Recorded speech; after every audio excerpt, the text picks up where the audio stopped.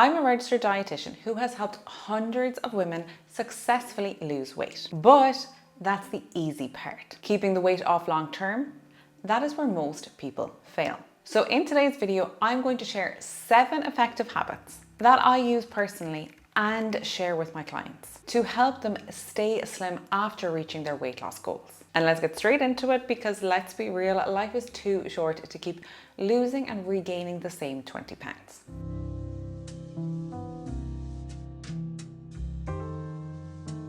Now, the first habit that separates women who keep weight off is that they have good nutrition knowledge. They have invested time in learning the basics. Now, they don't need to be dietitians or nutrition experts by any means, but they have taken the time to really learn the fundamentals of nutrition. And this is what gives them something that is extremely invaluable: flexibility. Because when you understand the basics, you don't have to follow rigid rules. You know when you can bend them just that little bit without derailing all of your progress. And the women that I work with who are most successful long-term have usually spent at least a few weeks really learning. They've either worked with me or a member of my team, and by the end of those few weeks, they know how to read a food label. They know where to find protein in almost any meal. They know how to enjoy a party without derailing weeks of progress, or how many calories they can realistically eat without putting on weight. And this is the key part. They know how to come out of a diet or a calorie deficit or a weight loss phase, and they know how to maintain these results for life. And it is by no means about becoming obsessed with food. It's more about these practical skills, like knowing how to plan balanced meals for the week, having these basic cooking techniques that make healthy food taste enjoyable, knowing how to build a plate that leaves you feeling energized and full, and being able to make these smart swaps without sacrificing any flavor.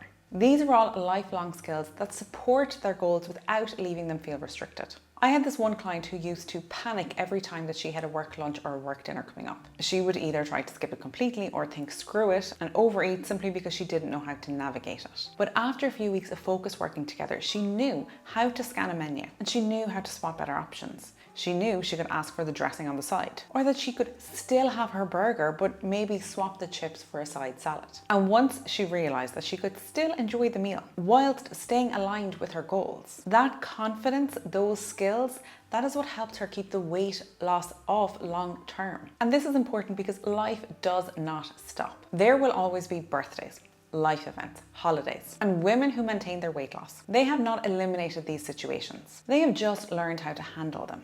So if you're serious about losing weight and keeping it off, you need to invest in learning the basics. And if you want one-to-one support from a dietitian, I'll leave links to the services from my team down below. But the best thing about working with a dietitian is that it's often partially or fully reimbursable from your health insurance.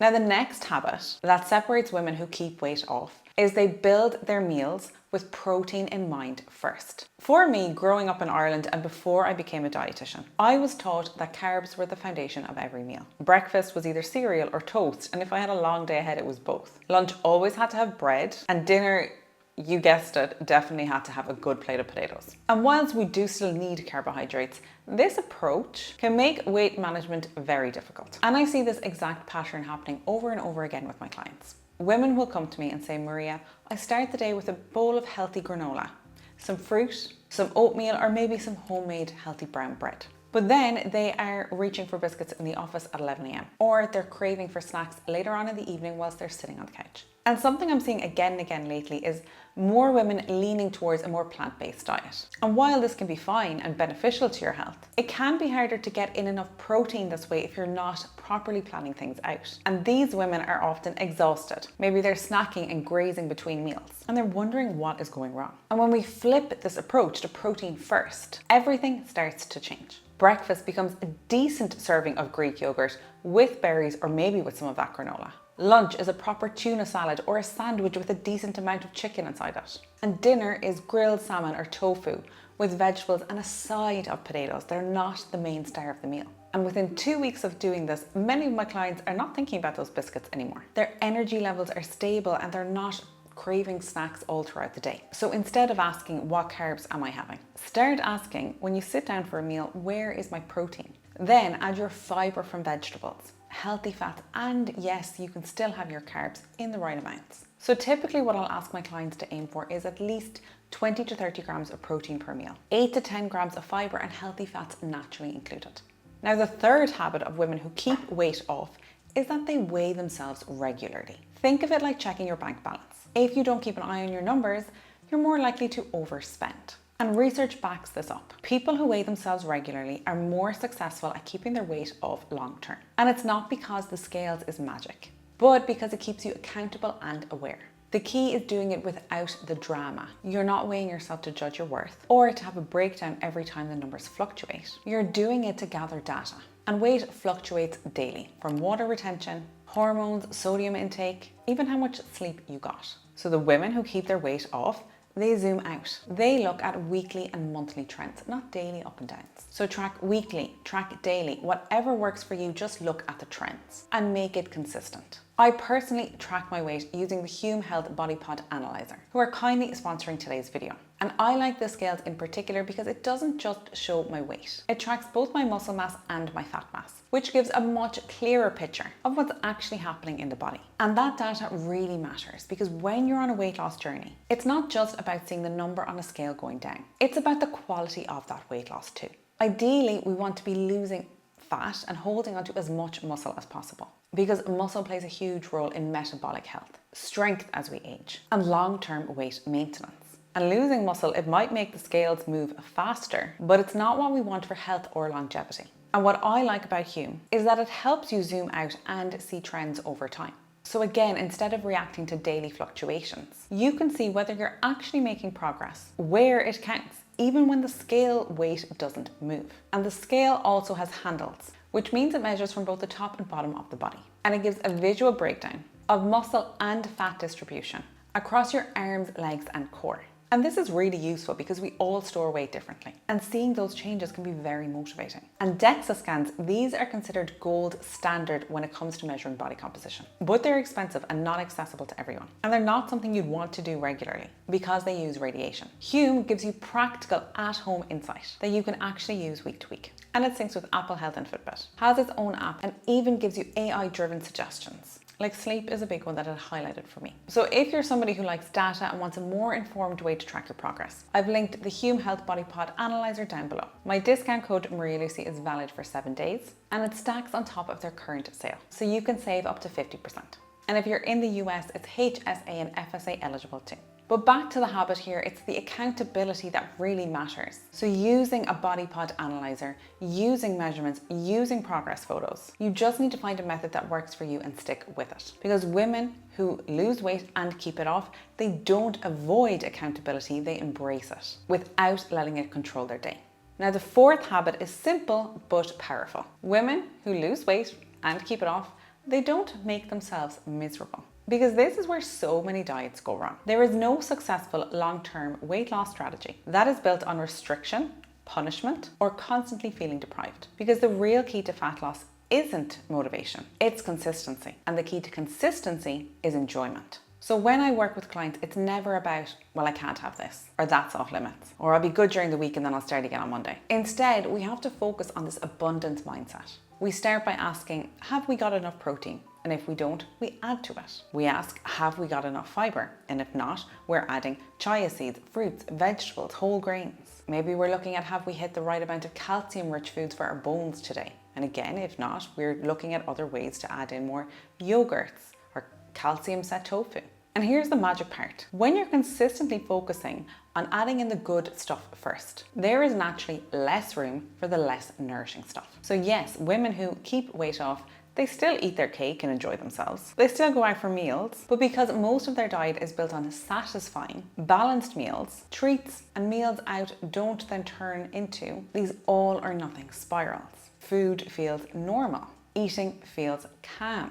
And weight maintenance becomes something that happens in the background of life, not something you need to fight with every single day. Because if your approach makes you miserable, it is not sustainable. Now, the fifth habit of these women is what I like to call, they have a bit of a food groove. And this is like a rotation of staple meals that they can rely on. Now, we always hear that variety is the spice of life and really important for your diet. And whilst this is good for your health, too much variety can backfire. The people who successfully manage their weight, the majority of their meals come from well-planned staples. Yes, there might be a few surprises thrown in, but for the most part, their diets are fairly predictable. And when I work with clients, we build recipes as part of a meal plan for them. And we add to this every 2 weeks that they're working with me.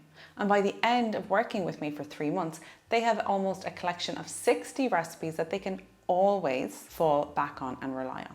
And when you're consistent with your major meals, like maybe you're making a version of overnight oats for breakfast, but you change up the toppings every day or every week. Maybe you have a salad at lunch, but you change from grilled chicken to tuna to tofu. And then you have a few fail-safe dinners that you know how to make easily, and they're meals that you can always fall back on. This is key to staying on track even when life gets busy. And I personally love recipe testing. I love being in the kitchen and I love trying new things. But I consistently have just a handful of recipes that I will always go back to when I'm busy, when I'm under pressure, and I nearly always have most of the ingredients in the cupboard ready to go when needed. Using things like freezer foods or pantry staples, so it doesn't have to be this need to go out to the shop and have your grocery list, because let's be real, there's days when that doesn't happen. But if you have some sort of loosely prescribed meal routine, you start to limit the opportunities when instead you're going to order takeaway, or you're tired so you hit the canteen for lunch because you've had nothing planned. And if nutrition becomes too complicated, it just becomes something that you don't want to do. So women who keep weight off, they're not trying to recreate Michelin star meals every night. They're not always following elaborate meal plans. They have mastered a handful of go-to meals that work and that they stick to, because simplicity wins every single time. Now, when it comes to losing weight, diet will always matter. As the saying goes, you can't outrun a bad diet. However, when I work with clients in a weight loss phase, exercise is non-negotiable. And this is not because it makes weight loss faster. It's because exercise is one of the biggest predictors of keeping weight loss off long term. And this is a habit that you need to start building early. And many clients will tell me that when they just start working with me, that they don't feel comfortable enough yet to start going to the gym, that they feel self-conscious in their leggings, and that they will start going to the gym once they've lost those first few pounds. But honestly, I don't agree with that approach. Exercise shouldn't be something that you add in later. It's a habit that supports you throughout the process. And the earlier that you start, the more natural this becomes, and the more likely it is to stick for life. So when it comes to what type of exercise is best, keep it simple. If you're just getting started, find something you enjoy and just do it consistently. That alone is a huge win. I also love to look at daily movement. Most people underestimate how much movement they get in a typical day. And as a starting point, I like most people to be getting in around 5,000 steps a day. Ideally, that's your baseline, but we try to get that closer to 8,000 to 10,000 daily. But these are things that you can work on improving over time. You have to start where you're at right now. And then the final step is making sure you have some form of resistance exercise. This is needed to support muscle, and that can be from lifting weights or body weight exercises, but you ideally want to be doing this at least twice a week, because the goal here is health and longevity. So yes, diet drives weight loss, but exercise helps you keep the weight off, and that is what truly matters. And for the last habit, and probably the most important on this list, when women who keep weight off, when they slip up, they don't let it spiral. Maybe they go a bit overboard at a buffet, or they have some cake in the office that they hadn't really needed or felt like they should have had. But they don't let that derail the rest of their day. Instead, they think, okay, that was nice. Maybe I didn't need it, but now I'm going to move on.